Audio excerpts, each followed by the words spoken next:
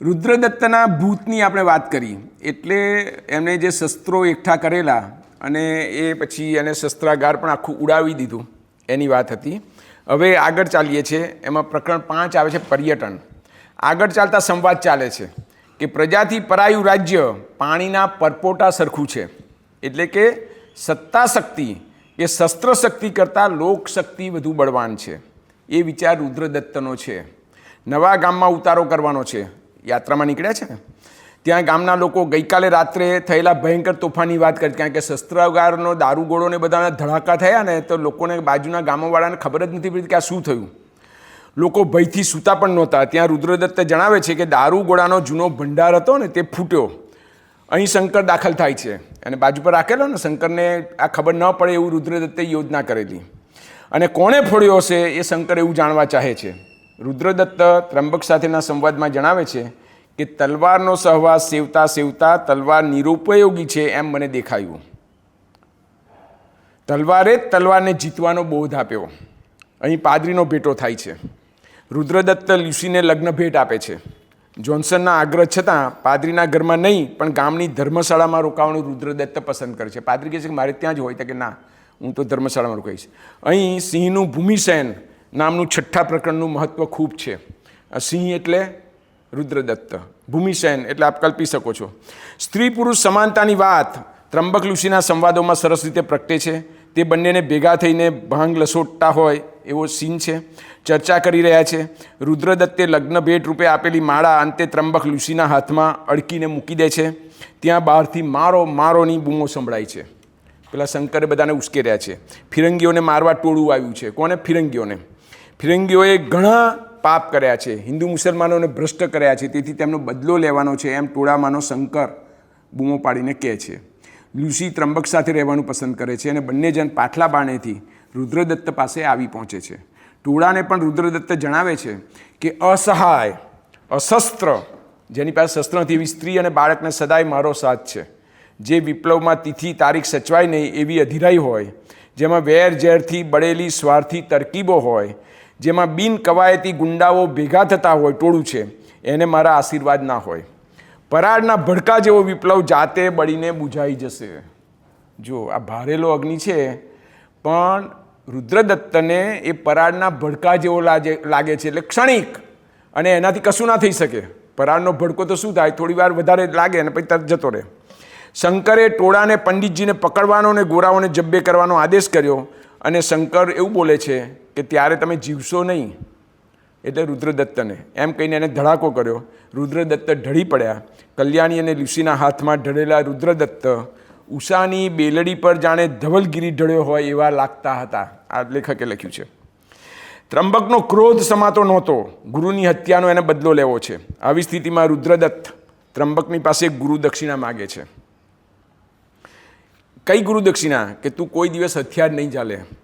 વળી પોતાનું તર્પણ કે અગ્નિદાય એ જ કરી શકશે જેને હાથમાં શસ્ત્રો કદી ધારણ ના કર્યા હોય અને જેને મનમાંથી ઝેર કાઢી નાખ્યું હોય. ત્રંબક શસ્ત્ર છોડે છે અને રુદ્રદત્તને પવિત્ર કરેલી જમીન પર હાથમાં તુલસી પત્ર મૂકીને સુવાડાય છે. લ્યુસી ઈશુ પ્રાર્થના ગાય છે. ત્રંબક ગીતા પાઠ કરે છે. રુદ્રદત્તને શંકરની ચિંતા છે. શંકર ભાન આવતા ઉઠીને ચાલ્યો ગયો કે તેના સાથીઓ ઉપાડી ગયા તે સમજાતું નથી. અંત સમયે રુદ્રદત્તને ગુરુના દર્શન કરવા છે. કોને? રુદ્રદત્તને. ગુરુના. તો કોણ ગુરુ છે? તો રુદ્રદત્ત ત્રંબકને જણાવે છે કે એક યુદ્ધમાં મેં મારા પુત્ર એટલે કે કલ્યાણીના પિતાનો ભોગ આપ્યો. પુત્રનો મૃતદેહ જોઈ દુશ્મનને પુત્ર વિહોણો કરવાની વૃત્તિ થઈ. શંકર રુદ્રદત્તનો તે વખતે પટ્ટ શિષ્ય હતો. એને રુદ્રદત્તે આદેશ આપ્યો કે શત્રુઓના પ્રત્યેક સંતાનોને કાપી નાખ. ત્યારે શંકરને કમકમા આવી ગયા અને શંકરે કહ્યું કે પંડિતજી, આમ આવી કાપી વગર લડવાનો બીજો કોઈ માર્ગ નહીં હોય? રુદ્રદત્તના હૃદયમાં પ્રકાશ થયો, ફ્લેશ, જેમાં વંચાયું કે માનવી પશુ ન બને તો તેને શસ્ત્રની વળી જરૂર છે. આપણામાં જે પશુતા રહેલી છે તે જ આપણને શસ્ત્ર તરફ દોરી જાય છે. હજુ આ અક્ષરો પૂરા હૃદયમાં ઉતર્યા નહોતા. તેથી શંકરને લાત મારીને કહ્યું કે કાયર મૃત્યુથી ડરે છે? ત્યારે શંકરે કહ્યું કે પંડિતજી, હું જ તમારું મોત બનીને આવીશ. લો, હવે આ ઘટના છે. એટલે રુદ્રદત્ત અહિંસક બન્યા છે. એમાં શંકરનો ફાળો છે અને શંકરને એક ગુરુ પદે જુએ છે કે એ તબક્કે એ ટર્નિંગ પોઈન્ટ એવો હતો અને એમાં શંકરનો રોલ હતો. પુત્રના સબ આગળ મનોમંથન પછી રુદ્રદત્તના મનમાં કાપીનો વિકલ્પ શોધવાની ઈચ્છા તીવ્ર બની. આમ શંકરને પોતાનો ગુરુ ગણતા હતા અને અંતે રહસ્ય ખોલીને રુદ્રદત્ત કલ્યાણીના ખભે ઢળી પડ્યા. આ રહસ્ય ઉદ્ઘાટન કરીને પોતે ખતમ થઈ ગયા. અગ્નિ સંસ્કાર સમયે કલ્યાણીએ બૂમ પાડી કે ગૌતમ આવે છે. ગૌતમ જણાવે છે કે જે વાત બનતી અટકાવવા તે આવ્યો તે બની જ ગઈ.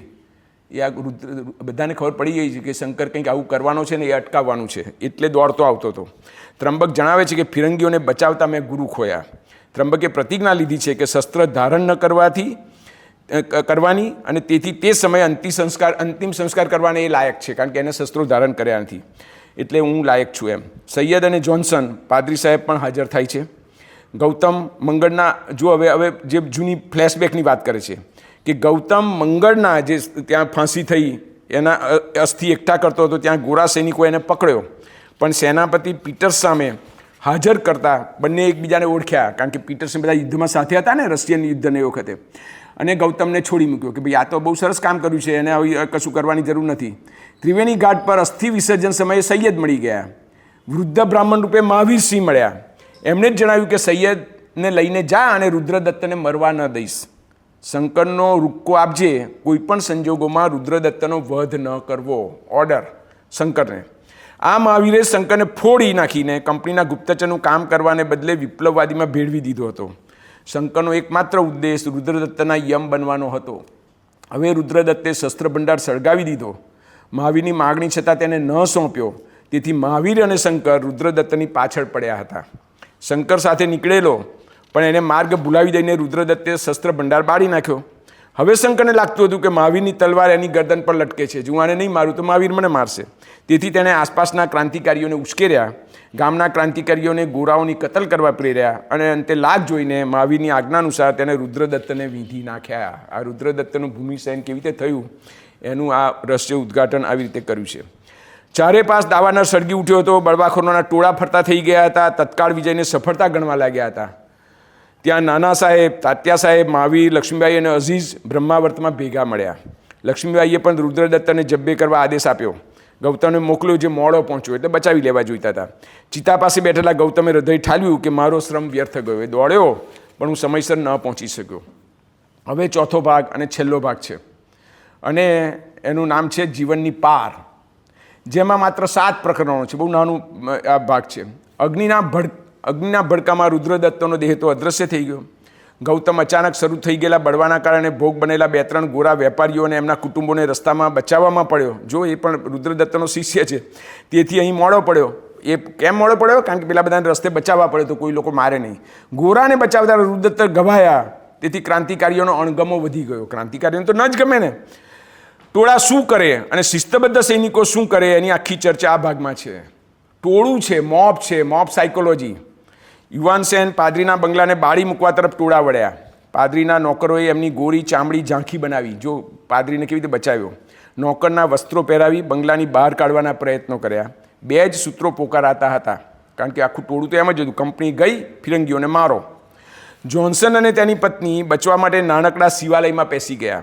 ત્યાં ગૌતમ આવ્યો અને પાદરી સાથેના સંવાદમાં ગૌતમને પાદરીએ જ જણાવ્યું કે રુદ્રદત્તને છાતીમાં ગોળી વાગી છે. ટોળામાંથી કેટલાક બોલ્યા કે ગોળી શંકરે મારી છે. પાદરી રુદ્રદત્ત માટે દવા લેવા બંગલે ગયા અને ફસાયા. ત્યાં સૈયદ પણ પ્રગટ થાય છે અને જણાવે છે કે મહાવીરસિંહનો આજ્ઞાપત્ર શંકરને પહોંચે તે પહેલાં શંકરે ગુરુજીને વીંધી નાખ્યા. પાદરી દંપતીને સુરક્ષિત બનાવવાનું કામ ગૌતમે સૈયદને સોંપ્યું. બધાને ગુરુજીના દર્શન કરવાની લગ્ની હતી. ગંભીર, ઈશ્વરપરાયણ, ફિલસૂફ સૈનિક સૈયદ, ઉર્મી પ્રદર્શનમાં અપમાન સમજતા અંગ્રેજોના પ્રતિનિધિ પાદરી જોન્સન, મૃત્યુને હસી કાઢતો વીર ગૌતમ અને પ્રભુનું સાનિધ્ય સેવતા પૂજારી, એમ બધા ચિતા પાસે હાજર હતા. અહીં ગૌતમ અને સૈયદ વિપ્લવના આયોજનની ઝીણી વાતો કરે છે. રુદ્રદત્ત પછી વિપ્લવનું સુકાન કોણ સંભાળશે? તો બધા વિચારે છે કે ગૌતમ જ એને માટે લાયક છે. ગૌતમ વગર હિંસાએ વિજય બાબતે દ્વિધામાં છે. વગર હિંસાએ વિજય બાબતે દ્વિધામાં છે, પણ નિશસ્ત્ર અંગ્રેજ સ્ત્રીઓ અને બાળકોને યુદ્ધનો ભોગ બનવા દેવામાં માનતો નથી. જીતાશે કે કેમ હિંસા વગર એમાં દ્વિધા છે, પણ યુદ્ધનો ભોગ આ લોકો ન બને જે લોકો નિશસ્ત્ર છે, એ બાબતે સ્પષ્ટ છે. કલ્યાણી ગૌતમની સાથે જવા નિશ્ચય કરી ચૂકી છે. હું તો તારી જોડે જ આવીશ. ગૌતમ એની દયા ખાય છે, તે એને ગમતું નથી. છેલ્લે કલ્યાણી એવું કહે છે કે તું મૃત્યુ પામીશ ને તો હું તારા સપ સાથે લગ્ન કરીશ. જો આ પ્રેમની પરાકાષ્ઠા બતાવી છે. આપણે અગાઉ પણ જોયું કે કલ્યાણીને બચાવવા માગે છે કારણ કે પોતે તો ખપી જવાનું છે, પણ પેલી કહે છે કે હું તારા સબને પરણીશ પણ હું તને છોડીશ નહીં. ગૌતમે પ્રતિજ્ઞા લીધેલી કે તે કંપનીને નાબૂદ ન કરે ત્યાં સુધી વિહારમાં પગ નહીં મૂકે. તેથી ત્રંબકની કોઈ માગણી તે સ્વીકારતો નથી. વળી ત્રંબકે શસ્ત્ર ફેંકીને જ ગુરુના અગ્નિ સંસ્કારનો અધિકાર મેળવ્યો હતો. તે હકીકત પણ આડે આવે છે. છેલ્લે ગૌતમની ત્રંબકને એક જ વિનંતી છે કે તું કલ્યાણીને સાચવજે. બીજી તરફ કલ્યાણી તો ગૌતમની સાથે જવાનો નિર્ણય કરીને બેઠી છે. કોણ વધારે દુઃખી? હા, ત્રંબક કે કલ્યાણી? એની આખી વાત છે. એ સવાલમાં ત્રંબક અને કલ્યાણીના દુઃખની વાત છે. એક તરફ ગૌતમ અંગ્રેજોના કિલ્લાને ભેદવામાં સફળ થાય છે તો બીજી તરફ મુંબઈથી કંપનીનું સૈન્ય આવે છે. તેમ છતાં રસ્તામાં ગૌતમને મારી નાખવાના પ્રયત્નને કલ્યાણી અને ત્રંબક નિષ્ફળ બનાવે છે. પ્રેમ મોટો કે સિદ્ધાંત, એની ચર્ચા ચાલે છે. કલ્યાણી ગૌતમની અંગરક્ષક અને આત્મરક્ષક બની જાય છે. કલ્યાણી કહે છે કે ત્રંબક શસ્ત્ર રહિત છે, પોતે નહીં. જો ત્રંબકે એવું પણ લીધું છે, મેં નથી લીધું. ગૌતમ કહે છે કે એકવાર કંપની સરકાર નાબૂદ થાય એટલે મારા શસ્ત્રો પણ નાબૂદ થયા જ માનજે. મારો હેતુ તો કંપની સરકાર નાબૂદ કરવાનો છે. પછી ગુરુ આજ્ઞા પ્રમાણે આપણે લગ્ન કરીશું કારણ કે હું શસ્ત્રો મૂકી દઈશ. પ્રકરણ 5માં યુદ્ધ શીર્ષકથી જે પ્રકરણ છે એમાં એ જે અંગ્રેજોનો કિલ્લો જે ગૌતમ જીતે છે અને વિજયી બને છે. હા, આ બધું પેલા ટોળાએ આ બાજુ રુદ્રદત્તને મારી નાખ્યા અને પેલી બાજુ ગૌતમ એ નાનકડો અંગ્રેજોને કંઈ ત્યાં જે બટાલિયન કે ત્યાં પડી છે એના પર એ વિજય મેળવે છે. એટલે કિલ્લા પર ક્રાંતિ ધ્વજ ફરકાવાય છે. હર હર મહાદેવના અલ્લાહો અકબરના ગગનભેદી જયઘોષ થાય છે. ત્યાં એક બંગલામાં ગોરુ કુટુંબ કિલ્લાની અંદર સ્ત્રીઓ, બાળકો અને અશક્ત પુરુષો છે જ્યાંથી ધોળો વાવટો ફરકાવાય છે. ધોળો વાવટો એટલે કે ભાઈ તમે આવી શકો, અમે સામે કોઈ શસ્ત્ર વાપરવાના નથી. અંદર દાખલ થતાં ગૌતમને ખબર પડે છે કે જેક્સન સાહેબને એમનું કુટુંબ છે. ગૌતમ તેમને અભય આપે છે. સાથે સાથે કાચા કિલ્લાનો કબજો તો મેળવી જ લે છે. આ દરમિયાન કેટલાક ગોરાઓ મુંબઈથી પેલી કંપની જે આવી રહી છે લશ્કર બચાવવા માટે ખબર પડી ગઈ છે એટલે એમાં અહીંના લોકો આને અભય આપ્યું પણ પાછલે બાનેથી એ ત્યાં બેસાડેલા ત્યાંથી ભળી જાય છે કંપનીમાં, જેમાં જેક્સન પણ એ બાજુ જતો રહે છે. છેલ્લે સુલેના વાવટા ફરકે છે અને ગૌતમને ખ્યાલ આવે છે કે જેક્સન જુઠ્ઠો હતો. જેને અભય આપ્યો, બચાવ્યો એ જ માણસ. અને હજી આગળ છેલ્લા પ્રકરણમાં આ જ બધી વાત આગળ આવે છે કે જેક્સન કેવો દગો કરે છે. જીવનને પાર નામના પ્રકરણ 6માં ઘાયલ સૈનિકોની વચ્ચે ગૌતમ પાંડે કલ્યાણીને જીવાડી શકાય તેવા સૈનિકોને શોધે છે. હવે બધા પડ્યા છે જેના પર એને વિજય મેળવ્યો છે એ બધા સૈનિકોની વચ્ચે ફરે છે. ત્યાં જીવવા માટે પાણી પાણી એનો પોકાર સંભળાય છે. એને થાય છે કે કલ્યાણી હોઈ શકે. એટલે એ બોલે છે કે કલ્યાણી નહીં મળે તો હું આખી ગોરી પ્રજાને મિટાવી દઈશ. પણ પાણી માગતો અવાજ તો જેક્સનનો નીકળે છે. નજીક જાય તે ખબર પડે કે જેક્સન બોલતો હતો પાણી પાણી. ગૌતમ એનો જીવ બચાવે છે. જેક્સન કહે છે કે કાળા બદમાશ કંપની સામે એમ બોલીને જેને બચાવીને પાણી પીવાથી જે બચ્યો છે એ જેક્સન, એ મરવા પડેલો જેક્સન એ અત્યંત બળ કરીને ગૌતમની છાતીમાં કટાર ખોસી દે છે. ગૌતમ પણ બોલી ઉઠે છે, જેક્સન ગોરા છેવટે દગો. છેલ્લી પડે મારા ગૌતમ બોલતી કલ્યાણી પણ પ્રગટ થાય છે અને એ બંને હાથ વચ્ચે કલ્યાણીને લેવા તેના હાથ ઊંચકાય છે. ગૌતમ પણ બિલકુલ થાકી ગયેલો છે એ બધા જ આ યુદ્ધને કારણે. પેલો જેક્સન પણ એવો હતો, પાણીથી માંડ બચ્યો હતો પણ એ વખતે પણ એને આવો હુમલો કર્યો છેલ્લી પડે. હવે છેલ્લી પડના સંવાદો છે. એમાં ગૌતમને લાગે છે કે ગુરુજી સાચા હતા. વેર કે બળની જીત ભાવિ પરાજયોની પરંપરા શરૂ કરે છે, જ્યારે પ્રેમની જીત એમાં બધા જીતે છે, બધા જીવે છે. જો યુદ્ધ અને પ્રેમને સામસામે મૂક્યા છે કે યુદ્ધમાં શું થાય છે કે પરંપરા, વેરનો બદલો વેર એ ચાલે છે, જ્યારે પ્રેમની અંદર એ નથી. પ્રેમમાં બધાને ફાયદો છે. આ તબક્કે કલ્યાણી શસ્ત્ર રહિત ગૌતમને હું પરણી ચૂકી છું એમ બોલે છે. કલ્યાણીની સૂચના મુજબ ત્રંબક રડતા રડતા મંત્રોચ્ચાર કરે છે. આમ સબ સાથે લગ્ન કરવા સુધીની પ્રતિજ્ઞા લઈ ચૂકેલી કલ્યાણીના લગ્ન ગૌતમનો દેહ પડે તે પહેલાં થાય છે. રક્ષકો અને ત્રંબક થોડી ક્ષણ માટે તંબુની બહાર જતા રહે છે. બંનેના શરીર મળે છે એવો અંત પણ નવલકથાકારે પ્રયોજ્યો છે. કોણ? કલ્યાણી અને ગૌતમ. છેલ્લે પણ ચર્ચા તો એ જ છે કે માનવ સંહારથી કયું રાજ્ય પ્રજાનું ભલું કરી શક્યું છે. કલ્યાણી ત્રંબકને ચિરંજીવી રહેવાના આશીર્વાદ આપે છે. ત્રંબક કહે છે કે તું આજે ગૌતમ સાથે પરણી ગઈ. ગૌતમની પત્નીનો ધર્મ છે કે ગૌતમનું કાર્ય આગળ વધારવું. આ રીતે ત્રંબક કલ્યાણીને ગૌતમ સાથે સહગમન કરતા એટલે કે સતી થતાં અટકાવે છે. તારે ગૌતમનું કામ કરાવ્યું છે, ગૌતમની પાસે મરી જવાનું નથી. લ્યુસી, હવે જો આ બહુ નાટ્યાત્મક લાગે છે. લ્યુસી જે ત્રંબકને જેની સાથે પ્રેમ હતો એ લ્યુસી આ તબક્કે સૈનિક વેશમાં આ બધા સૈનિકો પડ્યા છે એની વચ્ચે ત્યાં ક્યાંકથી કદાચ મુંબઈની પલટનમાં આવી કે ત્યાં પડી હશે, એ સૈનિક વેશમાં આવે છે અને સૌને નિહાળતા બોલે છે કે કાળા ગોરા હૃદય એક થાય તો જગત વૃંદાવન ન બને શું? એટલે લેખકે આખી વાત અહીંયા થોડુંક રહસ્યમય રીતે છોડી દીધી છે કે ત્રંબક અને લ્યુસી ભણ્યા કે નહીં, એમનો પ્રેમ સફળ થયો કે નહીં ખબર નથી, પણ પોઝિટિવ મૂક્યું છે કે જો ગોરા અને કાળા એ જો ભેગા મળે તો જગત વૃંદાવન બની શકે. એટલે એક અર્થમાં એક પોઝિટિવ એ આખો અંત એમણે સૂચવ્યો છે. આપણે જો થોડીક વાત કરીએ તો કેવી સુંદર વર્ણન અને એ બધું લેખકે કર્યું છે એ જોવા જેવું છે. દાખલા તરીકે પેલા બે ગૌતમ અને મંગલ એ વાણમાંથી દરિયામાં કૂદી પડે છે ત્યારે એનું વર્ણન જો લખ્યું છે તે પરાક્રમી વિજેતાઓને નિહાળી સમુદ્ર પણ તેમને સહાય આપતો ગયો. અંગ્રેજોને હિન્દીવાસીઓએ હિંદ જીતી આપ્યું તેમ. કેવી રીતે આપતો ગયો, સહાય આપતો ગયો? અંગ્રેજોને હિન્દીવાસીઓએ હિંદ જીતી આપ્યું તેમ. અંગ્રેજો જીત્યા નથી, હિન્દીવાસીઓએ હિંદ જીતી આપ્યું છે, એટલે એમણે પગલે ચરણે મૂકી દીધું છે એવું કેવું છે. તીખો તરવરતો અશ્વ જેમ પવન વેગે સવારને ઉપાડી જાય તેમ સમુદ્રના મોજા બંને વીરોને પોતાની પીઠ પર ઊંચકી ફાળ ઉપર ફાળ ભરી આગળ ઉપાડી જવા લાગ્યા. દરિયામાં જે મોજા હોય એમાં પર તરતા તરતા બે સૈનિકો કેવી રીતે જાય છે એનું વર્ણન અને બહુ સરસ રીતે એ કર્યું છે. પછી જે મેં કહ્યું તેમ કે મુખ્ય વાત જે 1857ના બળવાનું ને એની નિષ્ફળતાની અને રુદ્રદત્તના વિચારોની છે એમાં એક સંવાદ બહુ મહત્ત્વનો છે. તાત્યા સાહેબ, પેશવાઈ સાચવવા મેં શું કર્યું છે તેનો ઇતિહાસ તમારે કામનો નથી. કોને કહે છે? તાત્યાને કહે છે. તાત્યા જે પેશવાઈનો વકીલ છે એનો તરફદાર છે. પેશવાઈ ફરીથી સ્થાપવા મેં શું કર્યું એ જાણવાથી હવે કાંઈ વળે એમ નથી. કંપની સરકારને હિંદમાંથી દૂર કરવા મેં પરદેશમાં શું શું મથન કર્યું છે તે વાત ગુપ્ત રાખવી જ સારી. એટલું આપ જાણી લો કે મેં મારી જિંદગી કદી વાલી કરી નથી અને મારા એકના એક પુત્રનું બલિદાન પણ એ પ્રયત્નમાં આપ્યું છે. આ રુદ્રદત્ત કેવો માણસ છે કે જે વિશ્વભરમાં ફરી વળ્યો છે. એને પણ અંગ્રેજોને કાઢવા છે, પણ એની રીત જુદી છે જે અત્યારે કોઈને પણ સ્વીકાર્ય નથી. એટલે ઘણી બધી ચર્ચા એવી પણ થાય છે કે ગાંધીનું પાત્ર રુદ્રદત્ત દ્વારા અથવા ગાંધીના સિદ્ધાંતો અહિંસાના રુદ્રદત્ત દ્વારા પ્રગટ કરવાનો રવ દેસાઈએ પ્રયત્ન કર્યો છે.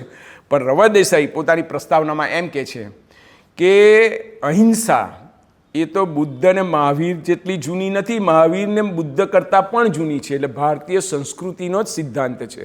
એટલે ગાંધી આવ્યા એટલે અહિંસા આવી અને એનું એમ કે એના વિચારો રુદ્રદત્તમાં પ્રગટ કરવા ઇતિહાસનો વ્યુત્ક્રમ છે એવું નથી. ખરેખર તો સનાતન સંસ્કૃતિ, ભારતીય સંસ્કૃતિ એ પહેલેથી અહિંસામાં જ માને છે અને બુદ્ધ અને મહાવીર ને ગાંધી તો એ પાછળના માઇલસ્ટોન છે. અને રુદ્રદત્ત એ મૂળ વિચારને પકડી રાખે છે કે શસ્ત્રહીનતા, શસ્ત્રવિહીન રીતે જે કંઈ મેળવવામાં આવે તે વધારે ટકે અને પેલું ન ટકે. સમૂહને જેમ નિર્બળ બનતા વાર નથી લાગતી તેમ શૂરવીર બનતા પણ વાર નથી લાગતી. જો ટોળાની સાયકોલોજીની વાત કરે છે, એ સમૂહ શૌર્ય કેળવાય તો જ ક્રાંતિ વિજયી બને. એટલે ટોળાને તો તમે આ બાજુ લઈ જઈ શકો ને આ બાજુ પણ લઈ જઈ શકો. એટલે તાલીમબદ્ધ સૈનિકો જોઈએ, ટોળાથી ના થાય. એટલે તાલીમબદ્ધતા, શિસ્તપ્રિયતા, વ્યવસ્થિતતા એ બધાના અભાવે તમે આવા બધા છમકલા કરો એનાથી એ બળવો સફળ ન થાય, મુક્તિ સંગ્રામ સફળ ન થાય. એટલે આખી નવલકથામાં રવ દેસાઈએ એ આખી વાત અંગ્રેજોમાં કઈ રીતની શિસ્તબદ્ધતા છે કે એનો સેનાપતિ પડે તો બીજો તરત એને લેવા તૈયાર છે. અને ભારતના યુદ્ધના ઇતિહાસમાં જુઓ તો રાજા મર્યો એટલે આખું સૈન્ય પાછળ ભાગી જાય છે. હવે આ મોટો ફેર છે. એટલે આખી હાયરાર્કી, એની તાલીમ, એની ડિસિપ્લિન, એની પાસેનો શસ્ત્રોની તાલીમ, એ બધી બાબતો એ જે એમની પાસેથી આપણે શીખવા જેવી છે.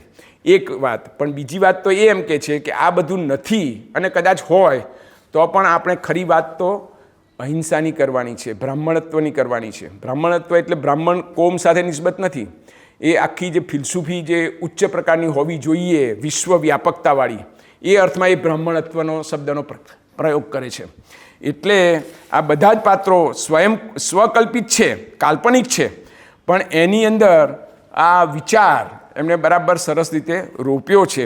અને હણોના પાપીને દ્વિગુણ બનશે પાપ જગના, લડો પાપો સામે અડગ મનના ગુપ્ત બળથી. એટલે આપણી અંદર પડેલું જે અડગ અને ગુપ્ત બળ છે, જે માનવ પ્રેમનું છે, વિશ્વ શાંતિનું છે, એને બહાર લાવવાની જરૂર છે. એટલે અહિંસાનો અર્થ પ્રેમ થાય છે. વારંવાર આમાં વાત કરી છે. આ બંનેનો પ્રેમ પણ એવો બતાવ્યો છે, બે કપલનો, બે જોડકાનો. અને એમાં પણ એ બંનેના વિચારો જુદા હોય છે. પેલો શસ્ત્રરહિત થાય ત્યારે જ કલ્યાણી અને પરણે છે. આ બધી વાત જે આખી મૂકી છે, એટલે પ્રેમનું સામ્રાજ્ય, શાંતિનું સામ્રાજ્ય, અહિંસાનું સામ્રાજ્ય, એ વિચારને સામાન્ય પ્રજા સુધી લોકપ્રિય નવલકથાકાર, યુગમૂર્તિ કથાકાર એ કેવી રીતે પ્રયોગ કરે છે, એ અર્થમાં ભારેલો અગ્નિ નવલકથા અત્યંત મહત્ત્વની છે.